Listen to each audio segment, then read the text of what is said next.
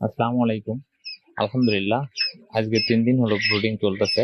তো আসলে ব্রুডিং এ অনেকেই চিন্তা করে থাকেন যে বাচ্চা মারা যায়।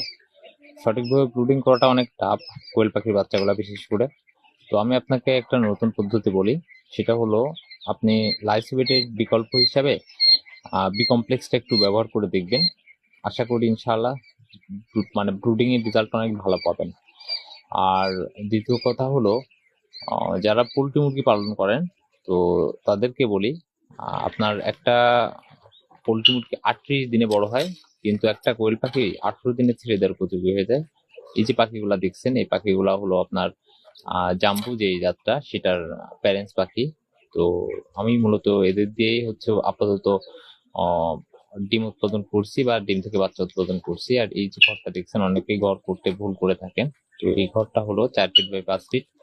তো এই যে পাইপ দিয়েছি, এভাবে করে খাবার পরিবেশন করে থাকি। আর এইখানে যে পাখিগুলা দেখছেন, এগুলা জাপানি পাখি, নিউ অ্যাডাল্ট। তো ওই পাখিগুলা দিয়ে ইনশাল্লাহ সামনে আমি মানে বাচ্চা উৎপাদন করব, সেই জন্য এগুলা রেডি করছি। তো আসলে যদি আপনি একটু হিসাব মেনে চলেন এবং কোয়েল পাখির স্বাস্থ্যের দিকে খেয়াল রাখেন, তো অবশ্যই আপনি ইনশাল্লাহ লাভ করবেন বা লাভবান হবেন। কিন্তু যদি আপনি সেটা না করে অন্যথায় আপনি খরচ বাঁচানোর চিন্তা করেন, খরচ বাঁচানোর চেষ্টা করেন, তো সেই ক্ষেত্রে আপনার লাভের সংখ্যাটা আসা অনেক টাফ। আর এই যে দেখছেন, ইনকিউবেটরটা আবারও খুলে ফেলেছি। এটার যে ক্যাপাসিটি ছিল, সেটা ছিল 900 ডিমের। তো ওইটাকে আল্লাহ তাআলার ইচ্ছায় অনেক পরিশ্রমের মাধ্যমে 1500 ডিমেও নিয়ে যাচ্ছি। তো আসলে আমার সমস্ত কাজই আমি নিজে করে থাকি। আর এই যে যে দেখছেন, আসলে 1 2 3 দিন ধরে কাজ করছি।